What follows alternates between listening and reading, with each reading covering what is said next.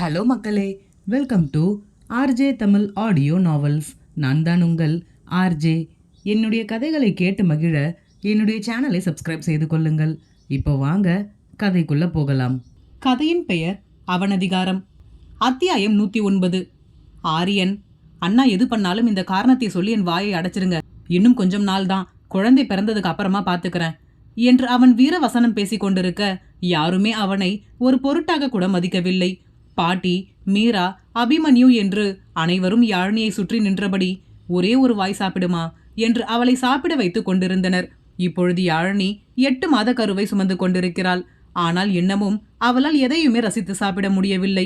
5 மாதம் வரை தலை சுற்றலும் வாந்தியும் சேர்ந்து அவளை வாட்டி எடுத்து விட்டது. மரகதம் பாட்டியும் லட்சுமியும் தங்கள் வீட்டிற்கு அழைத்து சென்று நாங்கள் பார்த்து கொள்கிறோம் என்று எவ்வளவோ கேட்டு பார்த்தும் அபிமன்யு முடியாது என்று மறுத்துவிட்டான். யாழினியும், நான் இங்க இருந்தா உங்களால் ஆஃபீஸில் கான்சென்ட்ரேட் பண்ண முடியாது, என்னாலையும் இப்போ எல்லாம் ஆஃபீஸ்க்கு வர முடியல, நான் அம்மா வீட்டுக்கு போனா உங்களுக்கும் கொஞ்சம் ஃப்ரீயா இருக்கும்ல. அபிமன்யு: அது ஏன் பிரச்சனை, நான் பாத்துக்கிறேன்.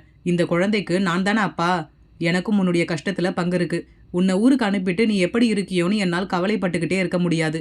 வேணும்னா உன்னுடைய அம்மாவையும் பாட்டியையும் கொஞ்சம் நாளைக்கு இங்க வந்து தங்கிக்க சொல்லு என்று கூறி யாழினியை அவளின் அம்மா வீட்டிற்கு அனுப்ப மறுத்து விட்டான். மரகதம் பாட்டி: 7 மாதத்தில் வளைகாப்பு வைத்தாவது அவளை நாங்கள் அழைச்சிட்டு போறோமே என்று கேட்டதற்கும் அபிமன்யு முடியாது என்று மறுத்துவிட, பிறகு மீராவும் வள்ளியம்மை பாட்டியும் தான் அபிமன்யுவிடம், இங்க பாரு அபி, எங்களுக்கு உன்னுடைய நிலைமை புரியுது. நீ யாழினியை பிரிஞ்சிருக்க முடியாதுன்னு தான் இப்படியெல்லாம் சொல்ற. ஆனா நீ யாழினியுடைய நிலைமையையும் அவங்க வீட்டில் இருக்கிறவங்களுடைய நிலைமையையும் பத்தி யோசிக்கணும்ல. முதல் பிரசவம் அம்மா வீட்டில் பார்க்கணும்னு சொல்றது மாமியார் வீட்டில் செலவு பண்ண முடியாது என்பதற்காக மட்டும் கிடையாது. அம்மா வீடுனா பொண்ணுங்களுக்கு எப்பவுமே ஒரு தனி சலுகை தான். என்னதான் நம்ம நல்லா பார்த்துக்கிட்டாலும் அவளுக்கு இந்த மாதிரி நேரத்தில் அவங்க வீட்டில் இருக்கணும், அவங்க அம்மா பக்கத்தில் இருக்கணும்னு தோணும்ல. இவ்வளவு நாள் தான் அனுப்ப மாட்டேன்னு விடாப்படியா இருந்துட்ட. இப்போ பிரசவத்துக்கும் அனுப்ப முடியாதுன்னா என்ன அர்த்தம்? நாங்க சொல்றத கொஞ்சம் கேளு. 7 மாதத்தில் வளைகாப்பு வைக்கலன்னா கூட பரவாயில்ல, 9 மாசத்துலயாவது வளைகாப்பு வச்சு அவங்க வீட்டுக்கு யாழினியை அனுப்ப வைக்கலாம். அபிமன்யு: அங்க போனா அவ சரியா சாப்பிட மாட்டா பாட்டி. ஏற்கனவே டாக்டர் அவளுக்கு நல்லா ஹெல்த்தியான ஃபுட்டா கொடுக்க சொல்லியிருக்காங்க. அங்க போனா அவ என்ன சாப்பிட்றான்னு எனக்கு எப்படி தெரியும்? வள்ளியம்மை பாட்டி: ஏன், அவங்க யாருமே அங்கே புள்ள பெத்துக்கலையா? உன் பொண்டாட்டி மட்டும்தான் அதிசயமா புள்ள பெத்துக்க போறாளா? அதெல்லாம் எங்க அக்கா நல்லா பார்த்துக்குவா. புள்ளத்தாச்சி பொண்ணுக்கு என்ன மாதிரி சாப்பிட கொடுக்கணும்னு எல்லாம் அவளுக்கு தெரியும். நீ பயப்படுற மாதிரி எல்லாம் எதுவும் நடக்காது. அபிமன்யு: அங்கே ஹாஸ்பிட்டல் ஃபெசிலிட்டிஸ் கூட நல்லா இல்லை. ஏதாவது ஒன்றுனா அவங்க என்ன பண்ணுவாங்க? மீரா: அபி, நான் சொல்றது கேப்பியா மாட்டியா? 9 மாசத்துல யாழினிக்கு வளகாப்பு வச்சு அவங்க அம்மா வீட்டுக்கு அனுப்பி வைக்கலாம். டெலிவரி டேட்டுக்கு 1 வீக் முன்னாடி இங்க கூப்பிட்டுட்டு வந்துடலாம். நீ ஆசைப்படுற மாதிரி இங்கேயே டெலிவரி பார்க்கலாம், சரியா என்று என்னென்னவோ பேசி ஒரு வழியாக அவனை சமாளித்து 9ஆம் மாதம் யாழினியை அவளின் வீட்டிற்கு அனுப்ப ஒப்புக்கொள்ள வைத்தனர். மரகதம் பாட்டி யாழினியின் வற்புறுத்தலினால் யாழினிக்கு 7ஆவது மாதம் தொடங்கும் பொழுதே அவளுடன் இருக்க வேண்டி இங்கு வந்து விட்டார். அன்று காலை எழுந்து வரும்பொழுதே யாழினியின் முகம் சோர்வாக காணப்பட்டது. மரகதம் பாட்டி: என்னாச்சு யாழினி, ஏன் உன் முகமே சரியில்லை? யாழினி: நைட்டெல்லாம் தூக்கமே வரல பாட்டி, புரண்டு புரண்டு படுத்துக்கிட்டே இருந்தேன். இடுப்பெல்லாம் வேற ரொம்ப வலிக்கிற மாதிரி இருக்கு என்றால் அசதியான குரலில்.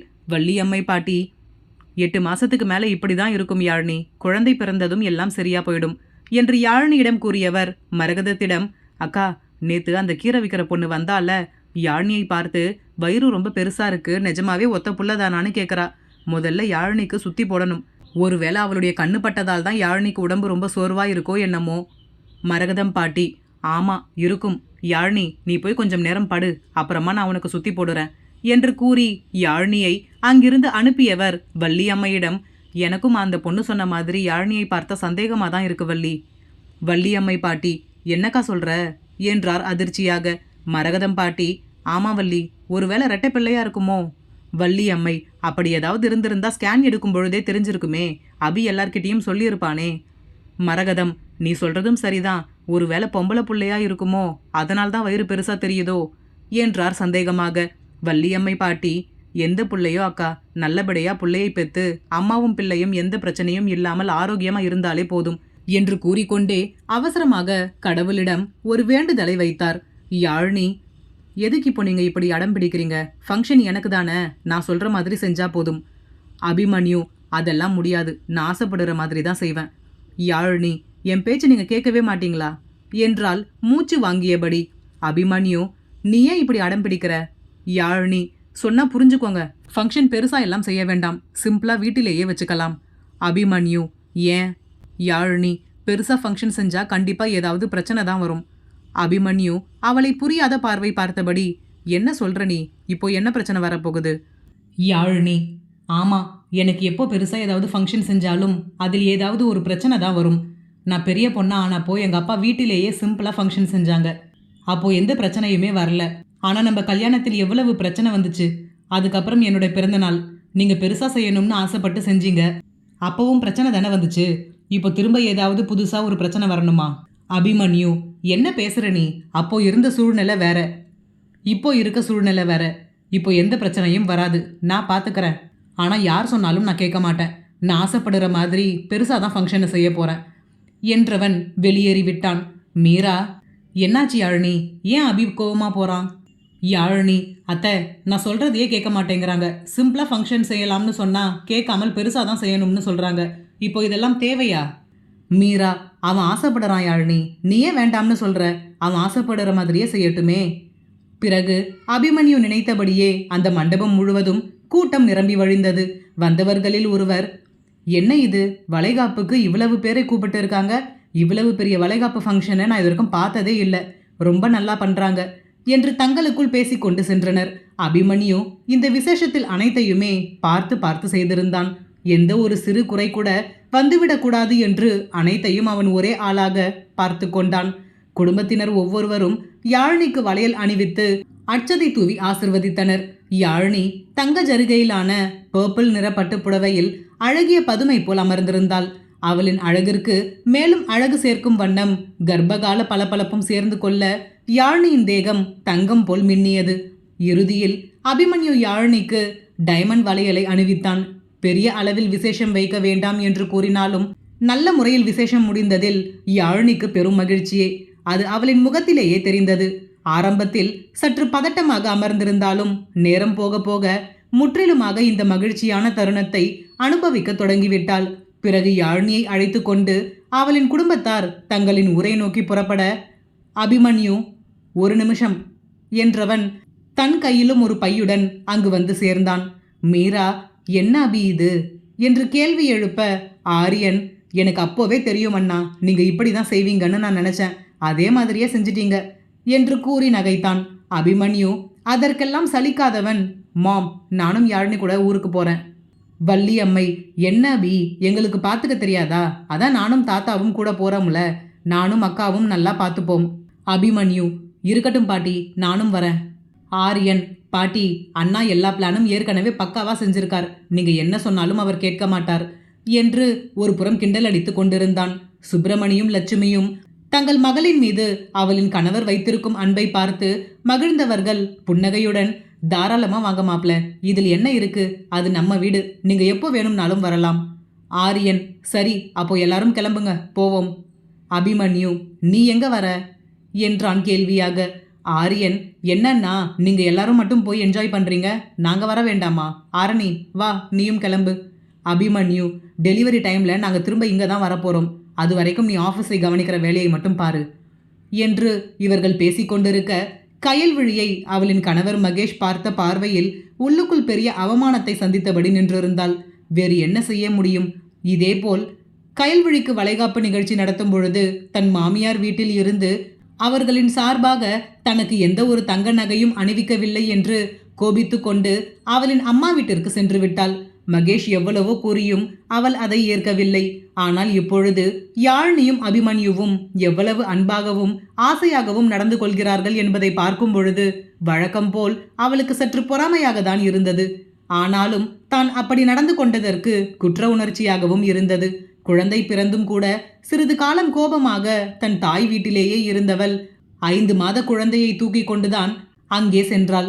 ஜீவா, என்ன அபி, குழந்தையை மட்டும் நம்ம பெத்துக்கிற மாதிரி ஒரு சான்ஸ் இருந்திருந்தா யாழினிக்கு கஷ்டமா இருக்கக்கூடாதுன்னு அதையும் நீங்களே செஞ்சிருப்பீங்க போல இருக்கே என்று கிண்டல் அடித்து சிரித்தான். ஆரியன், அப்படி சொல்லுங்க அண்ணா என்று ஜீவாவுடன் கைகோர்த்து கொள்ள, அபிமன்யு, இதில் என்ன தப்பு இருக்கு ஜீவா? என் பொண்டாட்டிக்கு கஷ்டமா இருக்கக்கூடாதுன்னா நான் அதையும் செய்வேன். யாழினிக்கு அபிமன்யுவின் காதலை பார்த்து நாளுக்கு நாள் பிரமிப்பு கூடிக்கொண்டே போனது. இந்த அளவிற்கு ஒருவரால் காதலிக்க முடியுமா?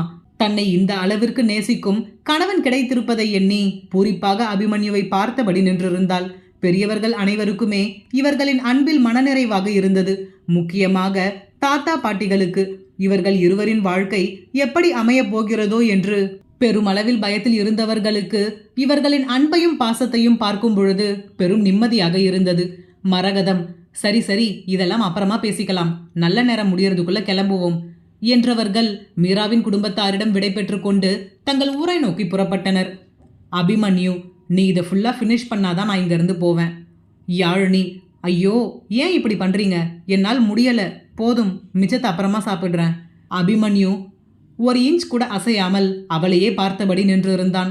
யாழினி வேறு வழியின்றி அவன் நீட்டிய பழத்தட்டில் இருந்த பழங்கள் மொத்தத்தையும் உண்டு முடித்தவள், இதுக்கு நாங்க வீட்டிலேயே இருந்திருக்கலாம், இங்க வந்தும் நீங்க ஆரம்பிச்சிட்டீங்களா என்றாள் அலுப்பாக.